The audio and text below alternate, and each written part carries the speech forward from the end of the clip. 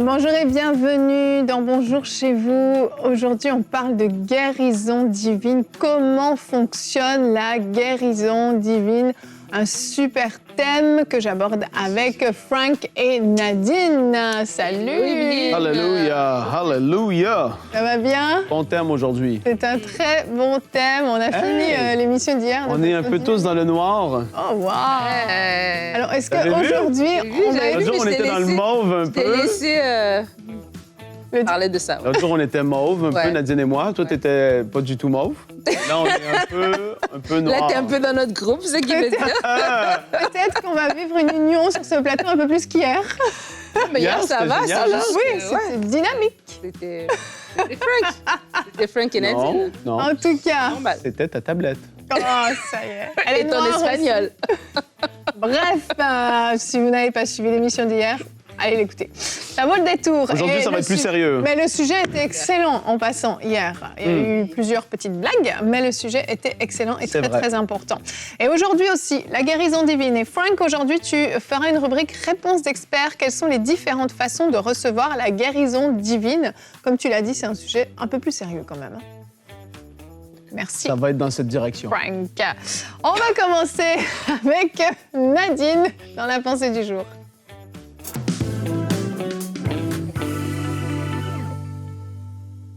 Alors qu'on parle de guérison, alors qu'on parle de maladie, c'est un sujet, je crois, que tout le monde est concerné. Nous avons tous été malades ou nous connaissons quelqu'un qui est malade. Et que dit la parole de Dieu sur la maladie? Je crois que c'est quelque chose de très primordial en tant qu'enfant de Dieu, de savoir quelle est la pensée de Dieu par rapport à la maladie. La Bible parle de la maladie, de la guérison à plusieurs endroits. Mais je veux juste vous partager le verset de Matthieu 8, au verset 16 à 17. La Bible dit « Le soir venu, on amena vers Jésus de nombreux démoniaques. Il chassa les esprits par sa parole et guérit tous les malades. Ainsi s'accomplit ce que le prophète Ésaïe avait annoncé. Il a pris nos faiblesses, il s'est chargé de nos maladies. » Et ce texte, pour moi, est un texte que nous devons comprendre en tant qu'enfants de Dieu, voir qu'est-ce que Jésus faisait. Et lorsque Jésus était sur terre, Dieu venu en forme humaine, Jésus sur terre, qu'est-ce qu'il faisait? Il guérissait tous les malades. Jésus guérissait, Jésus délivrait, Jésus apportait la bonne nouvelle de l'évangile, de la nouvelle naissance. Jésus est en train de faire cela. Et c'est important, pourquoi? Parce que des fois, nos croyances nous empêchent même de pouvoir se saisir de cette bénédiction qui est la santé divine. Nos croyances, notre façon de penser nous empêche même de pouvoir aller dans ce couloir-là. Alors, on nous enseigne, par exemple, sur le pardon des péchés. On comprend le pardon des péchés. On comprend qu'on est né de nouveau, que notre nom est inscrit dans le livre de vie. On comprend qu'on aura une place dans l'éternité avec Dieu. Mais lorsque vient à la maladie, on n'est pas trop sûr. Alors que la parole est claire. Jésus était venu guérir toutes les maladies. Et la parole le dit pourquoi? Parce que le prophète Ésaïe l'avait déjà annoncé dans l'Ancien Testament, cette prophétie dans Ésaïe 53. Je vais vous lire à partir du verset 4. « Cependant, ce sont nos souffrances qu'il a portées, c'est de nos douleurs qu'il s'est chargé, et nous l'avons considéré comme puni, frappé de Dieu et humilié. Mais il était blessé pour nos péchés, brisé pour nos iniquités. Le châtiment qui nous donne la paix est tombé sur lui, et c'est par ses meurtrissures que nous sommes guéris. Nous étions tous errants comme des brebis, chacun suivait sa propre voie, et l'Éternel a fait retomber sur lui l'iniquité de nous tous. Il a été maltraité et opprimé, il n'a point ouvert la bouche, semblable à un agneau qu'on mène à la boucherie, à une brebis muette devant celle qui l'attendent, il n'a point ouvert la bouche. » Et on parle évidemment de Jésus-Christ, alors qu'il est allé à la croix, alors qu'il a accepté de porter le poids de notre péché, de payer le prix de notre péché, le prix de notre condamnation à la croix. Il nous a donné la vie éternelle à nous qui nous approchons de lui, et à la croix, il nous a donné également la guérison divine. La Bible dit que c'est par ses meurtrissures que nous sommes guéris. Donc la guérison fait déjà partie du paquet de ce que Dieu nous donne. C'est à nous de nous l'approprier. Comme par la foi, nous savons qu'en Jésus, nous sommes pardonnés de nos péchés. En Jésus, nous sommes sauvés. En Jésus, nous avons cette nouveauté de vie en Dieu. Nous sommes réconciliés avec Dieu le Père, mais de la même manière aussi à la croix, Christ a porté nos maladies. Et je vous encourage, si vous n'avez peut-être pas grandi dans un milieu qui vous enseignait par rapport à la guérison, de pouvoir vous approprier aussi ce cadeau de Dieu. Et cette révélation va venir par la parole. La foi vient par la parole parce qu'on entend. Rafraîchissez-vous, remplissez-vous de la parole. Et regardez Jésus lui-même, il guérissait partout où il allait. La Bible dit que dans Actes, les apôtres vont parler de lui en disant, vous savez comment Dieu a déversé une onction de Saint-Esprit de puissance sur Jésus de Nazareth qui allait de lieu en lieu en faisant du bien et en guérissant tous ceux qui étaient sous la domination du diable parce que Dieu est avec lui. Dans l'Ancien Testament, Dieu parle de comment il nous guérit. Il est l'Éternel qui nous guérit. Il est l'Éternel qui pardonne tous tes péchés. Dieu nous veut en bonne santé. Dieu guérit. La puissance de la croix, c'est aussi la puissance de la guérison pour chacun de nous. Yes, amen. Merci beaucoup, Nadine. C'est vrai que quand on parle de guérison, quand on parle de la croix, on pense pardon des péchés, on comprend. Guérison, c'est comme si c'était un petit peu plus difficile à saisir. Et en fait, souvent, on a du mal à faire le lien. 1 Pierre 2, 24, qui est notre verset du jour, nous dit « Lui qui a lui-même porté nos péchés dans son corps à la croix, afin que, libérés du péché, nous vivions pour la justice, c'est par ses blessures que vous avez été guéris. » Dans ce verset, Pierre va associer à la fois l'œuvre de la croix pour le pardon des péchés et à la fois pour la guérison. En fait, c'est le même procédé qui va se produire quand on demande pardon et qu'on reçoit le pardon par la foi. Le même procédé va s'accomplir pour la guérison. On va demander la guérison et on reçoit la guérison en fait par la foi. C'est la même chose. Quand j'ai été pardonnée, physiquement, mon corps n'a pas changé. Je me suis regardée dans le miroir, j'ai pas tout à coup un nouveau visage. Mes péchés ont été pardonnés et certains ont peut-être le regard qui change un peu, mais c'est tout. Il n'y a rien qui se voit vers l'extérieur. Et en fait, quand c'est la guérison, on a toujours envie que ce soit plus spectaculaire, qu'il y ait quelque chose qui se passe tout à coup, je sais pas, un ange qui apparaît, quelque chose de visible pour que je puisse croire, alors qu'en fait, c'est le même procédé. Je crois, Seigneur, j'ai foi que à la croix, oui, comme Nadine l'a lu, tu as été frappé, tu as été flagellé, tu as été humilié pour que moi-même je sois guéri. Quand ton corps a été meurtri, c'est ma guérison, en fait, que tu étais en train de m'offrir, en train de préparer pour moi. Et ça implique vraiment de mettre sa foi en action pour simplement s'approprier quelque chose qui a déjà été accompli. Oui, et c'est bon pour... encore là, je reviens un peu sur ce que tu dis. Le fait qu'au niveau du pardon, c'est clair. On est d'accord. Oui. Après, je vais te dire comme ça, pour la majorité, tu vas dire... Jésus veut guérir ton cœur brisé. Émotionnellement, il veut te faire du bien. Tu es en dépression, il veut te... Oui, mais physiquement, c'est là que des fois, ça crée un blocage. Mais pourtant, la chose, j'ai envie de dire, la plus compliquée de tous, c'était de pardonner l'humanité tout entière. Amen. Et Jésus-Christ l'a fait en vivant parfaitement et en prenant notre place sur cette croix. Comme il est écrit, on méritait cette punition, mais c'est lui qui l'a pris à notre place. Et par rapport à ce que Nadine disait, quand on lit dans Matthieu chapitre 8, qu'afin que s'accomplisse la prophétie qui avait été annoncée par le prophète Ésaïe, mais en effet, ça parle carrément ici de guérison physique. Jésus guérissait physiquement ceux qui venaient à lui. On ne peut pas tordre l'Écriture et dire non, on parle de guérison spirituelle seulement, c'est le pardon des péchés seulement. Dans 1 Pierre 2, 24, il parle ici de fait que nous pratiquions la justice, etc. C'est vraiment le spirituel qu'on parle. Non. C'est associé à des actes physiques que Jésus faisait et les gens voyaient véritablement une différence et il y avait quelque chose qui se passait. Et maintenant, j'ai envie de rappeler à tous ceux qui regardent que c'est Jésus qui le fait encore aujourd'hui. Amen. C'est lui qui agit encore aujourd'hui. Ne place pas ta confiance ou ta foi en aucun homme, entre guillemets, quand je parle de guérison divine. Merci Seigneur pour les médecins, merci Seigneur pour les infirmières et tous ceux qui peuvent permettre qu'on puisse en effet être soigné lorsqu'il y a besoin, mais parfois c'est trop compliqué, parfois ça dure, parfois ils vont dire c'est incurable et donc tu dois... Et là on se tourne vers Jésus-Christ. C'est lui qui le fait. Merci Seigneur pour ce qu'il a fait. On le voit dans les Actes. Dans Actes 16, les versets 6 et 7, allez les lire. Mais la parole dit au verset 7 que c'était l'Esprit de Jésus qui est en action parmi les apôtres. L'Esprit de Jésus. En parlant du Saint-Esprit, mais c'est Jésus lui-même.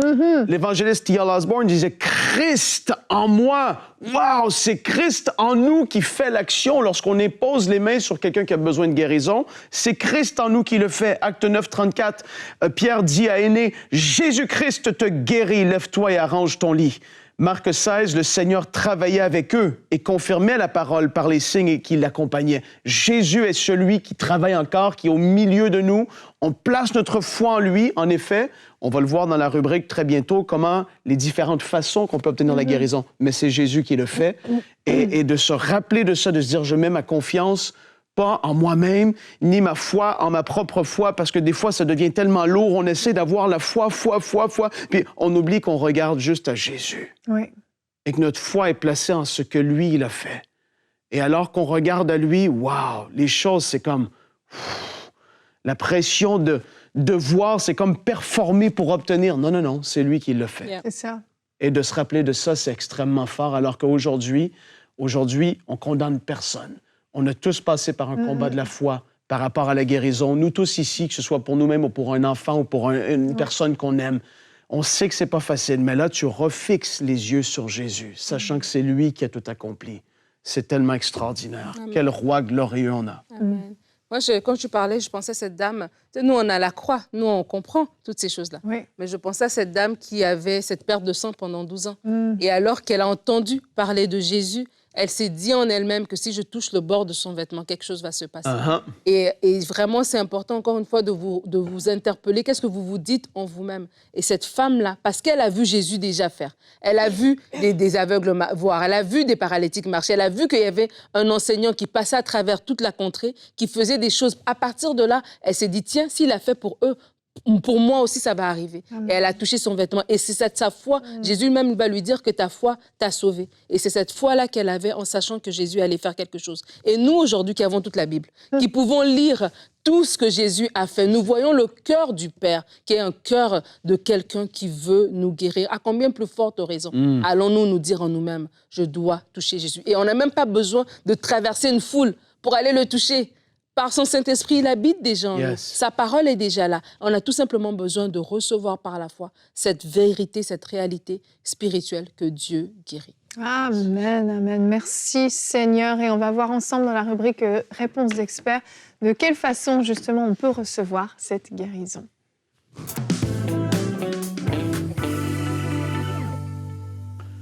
Thème super intéressant. Comment est-ce que le Seigneur guérit aujourd'hui? Parce qu'il y a différentes façons qu'on peut voir dans la parole et on va les regarder ensemble. Je vais mettre de l'avant 3 manières, je vais le dire comme ça, par lesquelles le Seigneur passe ou à travers lesquelles il agit pour amener la guérison dans la vie d'une personne. Et aujourd'hui, je veux aussi que tu puisses t'inclure. On a parlé physique aujourd'hui, guérison physique, mais toi qui es émotionnellement complètement brisé, qui a vécu peut-être que c'est votre enfant, qui a des problèmes même au niveau psychique, c'est compliqué. Aujourd'hui, sache que le Seigneur guérit et touche aussi ceux qui ont vraiment besoin de guérison émotionnelle au niveau de l'âme. Et donc, alors que on regarde aux différentes façons par lesquelles le Seigneur passe, la première, sur laquelle je vais passer le moins de temps, je le dis tout de suite, c'est... Et je vais voir ce passage qui est très connu de Marc 11, 22 à 24. C'est par notre foi ou la foi d'un autre qui prie pour nous. Ça, c'est la première des façons. Jésus leur dit alors, « Ayez foi en Dieu. Je vous le dis en vérité, si quelqu'un dit à cette montagne, « Retire-toi de là et jette-toi dans la mer, et s'il ne doute pas dans son cœur, mais croit que ce qu'il dit arrive, il le verra s'accomplir. C'est pourquoi je vous le dis, tout ce que vous demanderez en priant, croyez que vous l'avez reçu, et cela vous sera accordé. » Wow! Il ne faut pas tomber trop dans du mécanique parce que des fois, on écoute beaucoup d'enseignements sur la foi, qui est très bien, mais on peut penser que ça devient très, très, très mécanique. Par contre, je veux aussi vous encourager à mettre votre foi en action pour des petites choses, pas juste pour la guérison, mais pour la provision de Dieu, pour le bien-être en général dans votre famille, etc. et tout ça. Mettre votre foi en action, faire une prière de foi, prendre autorité avec foi en le nom de Jésus, c'est la première des façons par lesquelles on peut recevoir la guérison. Je me rappelle de moi personnellement, j'étais dans une chaise roulante, les 2 pieds brisés. J'avais des plâtres aux 2 pieds. J'étais à une réunion, il y avait un invité des États-Unis qui était là, que mon père recevait. Il m'a pointé du doigt à la fin de la réunion, il commençait à faire du ministère. Plusieurs centaines de personnes étaient là. Il a dit, « Toi, viens ici, dans la chaise roulante. » Et là, moi, j'avais à peu près 13 ans, j'avais pas trop envie d'y aller parce que tu veux pas que tout le monde te voie. Mais là, j'étais là et quelqu'un m'a poussé jusqu'à l'avant. Et il a regardé, il m'a pas questionné, il n'a pas rentré dans toutes sortes de choses. Il a dit, est-ce que tu as la foi? Est-ce que toi aussi? Non, il a mis sa main. Au nom de Jésus-Christ. Et en anglais, il le dit un peu, in Jesus' name. Wow! Et j'étais dans ma chaise roulante. Et là, c'était pas ma foi en action, c'était sa foi. Il a peut-être eu une parole, peut-être qu'il m'a vu, le Seigneur lui a dit, mais après ça, c'était une prière de foi et d'autorité. In Jesus' name, be healed. C'est tout. J'ai senti une chaleur dans mes pieds. Il me dit, get up and walk, lève-toi et marche. J'ai regardé mon père, j'ai dit, je peux pas se poser. Le médecin a dit, il me dit, qu'est-ce que tu sens, Frank? Qu'est-ce que tu... J'ai dit, c'est chaud. Il dit, lève-toi. Dans ce cas-là, lève-toi, parce que mon père comprenait qu'il se passait quelque chose. Je me suis sorti de ma chaise roulante. Je suis allé à l'hôpital dans les jours qui ont suivi avec ma maman à cette époque-là. Ils ont coupé les plantes, ils ont fait les radios, ils ont dit non, il n'y a plus besoin, c'est guéri, la fracture est rétablie. Boum, comme ça. Hallelujah, yes. Jesus is alive. Et ça, on le voit, Jésus est vivant. Et ça, c'était par la prière de foi d'une personne, ou des fois, ça va être notre propre prière à nous. Au nom de Jésus, je prends autorité sur cette chose. On peut commander la guérison, on peut prier avec foi, il y a différentes façons. Je ne veux pas rentrer dans un schéma trop, tu dois prier comme ceci à tous les coups, parce que c'est pas comme ça que Jésus a fait. Non. Et j'essaie de ne pas vous mettre dans une boîte. Mais en tout cas, par la foi, c'est la première des façons qu'on peut recevoir. Jésus avait dit de demander avec foi. Et je me rappelle... non, j'ai pas le temps, les filles. C'est une autre histoire. Non, trop génial. Allez, raconte. Trop forte. Non, j'ai pas le temps. Ça, c'est vache de nous faire croire que tu vas le faire. Nadine croise les bras. La deuxième façon, mais j'en ai d'autres histoires, inquiétez-vous pas. La deuxième façon,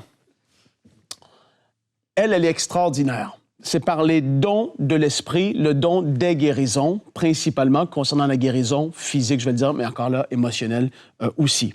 1 Corinthiens 12, les versets 7 à 11 nous parlent des dons de l'esprit. Je ne vais pas rentrer dans le détail, mais ce que je vais vous dire, c'est qu'il y a au verset 9 le début des dons de puissance, qui est le premier, à un autre la foi, parlant que l'esprit distribue les dons à chacun comme il le souhaite, à un autre la foi, par le même esprit, à un autre des dons de guérison, au pluriel, par le même esprit, à un autre la possibilité de faire des miracles.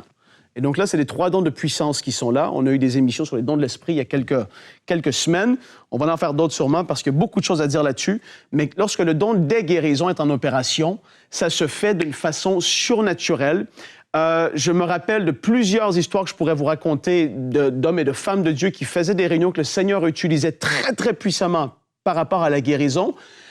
Les gens arrivaient et ils s'assoyaient et parfois, alors qu'ils adoraient le Seigneur, ils sentaient quelque chose descendre sur eux. Personne n'a imposé la main, personne n'a donné de parole de connaissance, mais la guérison a commencé à se manifester dans la place parce que l'Esprit de Dieu opérait à travers la personne qui faisait les réunions par le don des guérisons. Autre histoire, et ça c'est intéressant parce que je l'en ai partagé quelques fois, mais je ne suis pas sûr dans la même émission, j'ai déjà fait. J'étais à une réunion, j'avais des gros problèmes au dos. À 13 ans, les 2 pieds cassés. À 17 ans, problème au dos majeur. Je ne pouvais plus dormir dans mon lit, je devais dormir au sol parce que je n'arrivais plus à plier mon dos, juste comme ça, juste de me pencher légèrement. Je pleurais, je prenais 2 cachets de 500 mg par jour anti-inflammatoires parce que c'était des gros soucis au niveau du bas du dos. C'était terrible.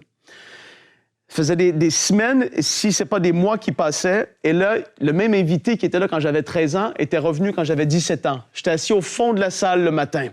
Il prêche un message. J'étais pas dans la foi forcément. J'avais 17 ans. Tu te prends pas trop la tête avec si. J'étais assis, je faisais rien au fond. Il a commencé à prier pour des gens en avant. J'étais là et je regardais. Et soudainement, du haut de mon dos, ça descend, une chaleur qui traverse mon dos. Comme ça. Je fais ça. Personne n'était... C'était un déjeuner brunch. On déjeunait, on avait le petit déjeuner, tout ça. Et là, il n'y avait personne. Je fais, qu'est-ce qui se passe? Et je me lève de ma place, je me penche, les larmes commencent à couler. Je dis, mais qu'est-ce qui arrive?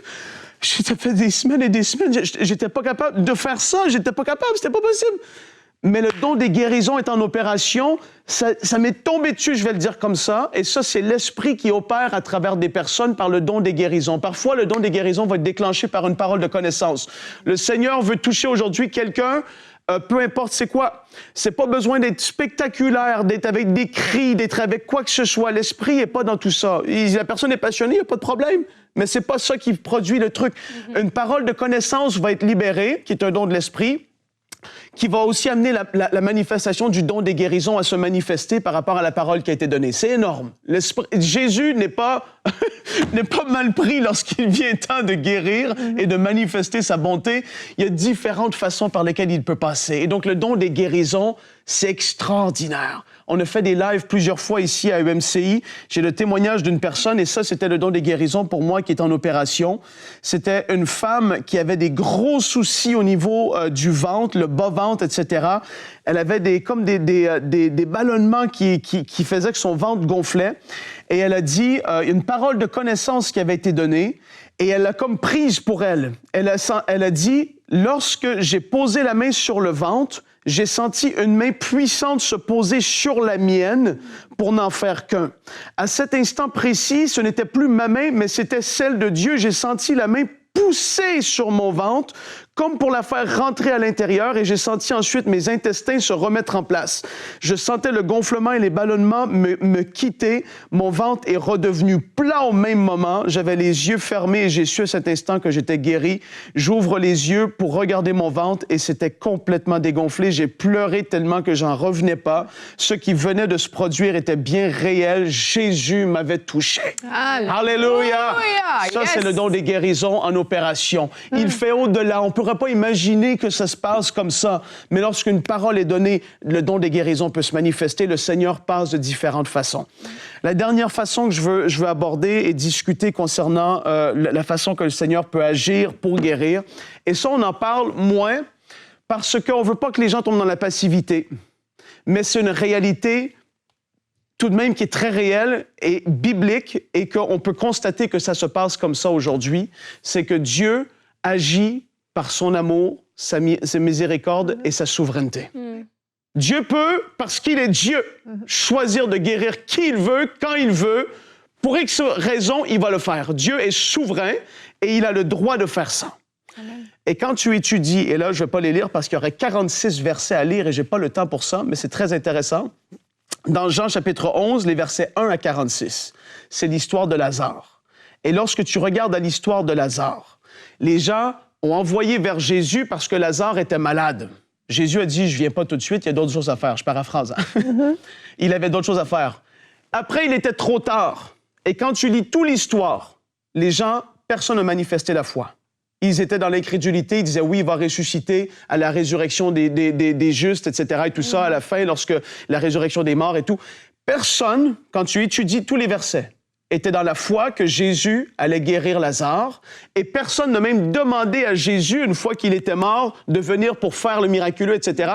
Jésus savait où est-ce qu'il s'en allait avec cette histoire, il savait que ça faisait plusieurs jours qu'il était mort, qu'il pourrissait dans le tombeau, et lorsqu'il est arrivé, il a décidé, parce que le Père lui avait dit souverainement, « Lazare, tu sors! » Et Lazare est sorti. Et Dieu décide comme ça de faire des actes d'amour et de miséricorde, de grâce qu'on ne mérite même pas, dans sa souveraineté parce qu'il est Dieu.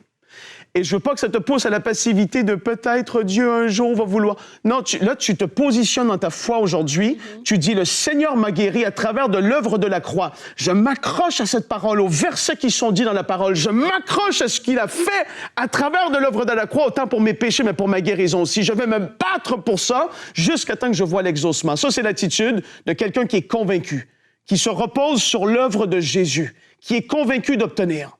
Ça, c'est la première étape. Après, le don des guérisons peut se manifester. Après, Dieu souverainement peut le faire. Mais l'attitude que tu dois avoir, c'est celle d'être dans l'expectative, dans la foi que tu vas vivre cette percée dans ta vie. Alléluia. Seigneur, je prie que la foi de quelqu'un soit fortifiée aujourd'hui. Je prie que tu ouvres les yeux de quelqu'un afin qu'il puisse voir, comprendre, saisir quelle est ta volonté que tu as démontrée à travers de Jésus. Tu as guéri tous ceux qui venaient à toi. C'est ta volonté qui a été manifestée en Jésus. Et elle n'a pas changé. Seigneur, je veux te remercier de ce que tu fortifies quelqu'un et tu fais ouvrir les yeux aujourd'hui, alors qu'il y a un positionnement qui se fait dans l'esprit, dans le monde spirituel de plusieurs personnes qui regardent cette émission, qui vont dire, j'ai reçu à travers de ce que Jésus a fait. Et je reçois aujourd'hui. Seigneur, qu'il puisse y avoir le don des guérisons qui soit en opération maintenant.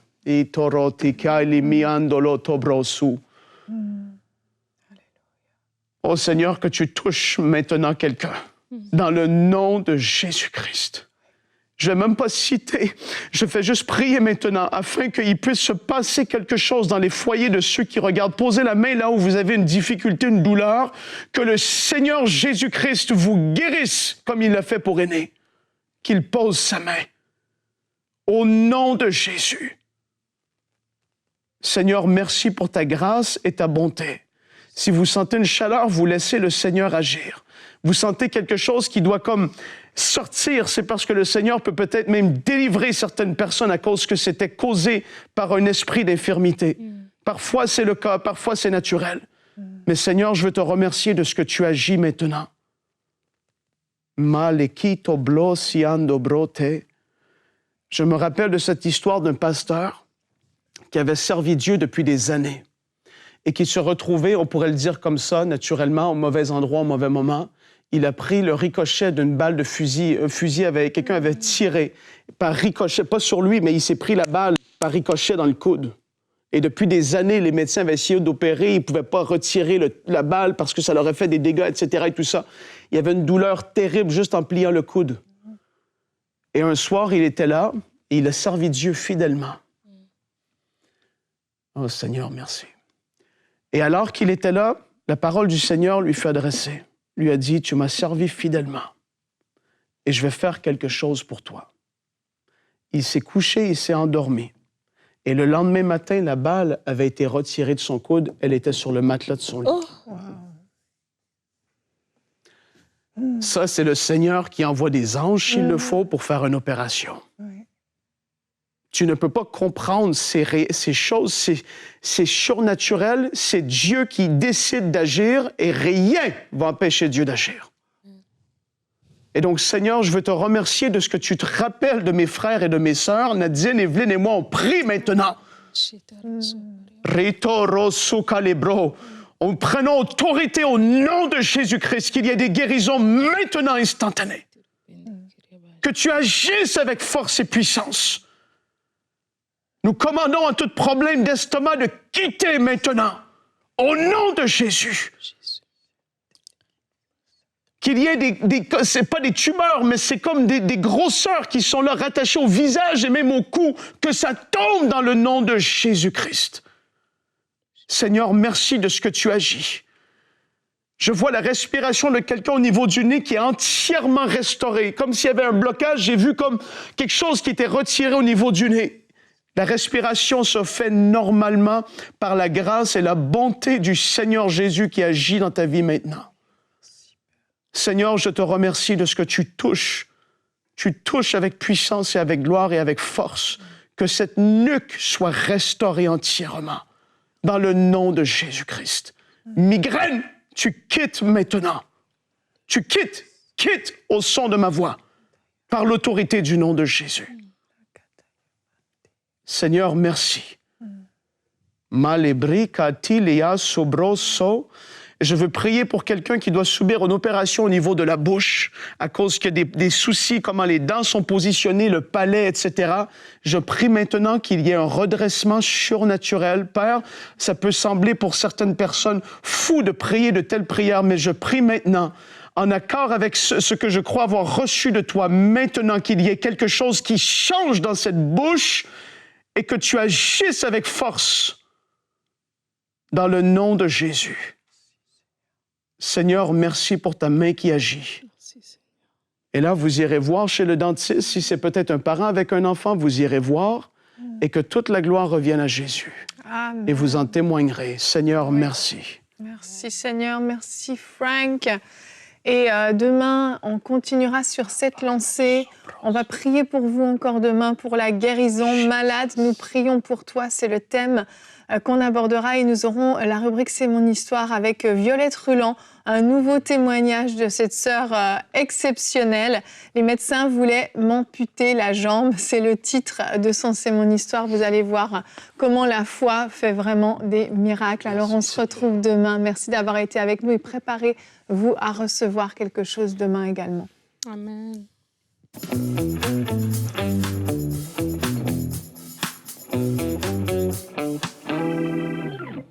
Je vous remercie d'avoir regardé cette émission et j'aimerais prendre le temps de personnellement remercier tous les partenaires. Oui, vous tous qui avez choisi d'être partenaires mensuels, que Dieu vous bénisse parce qu'ensemble, nous avançons pour voir les projets se réaliser au travers EMCI.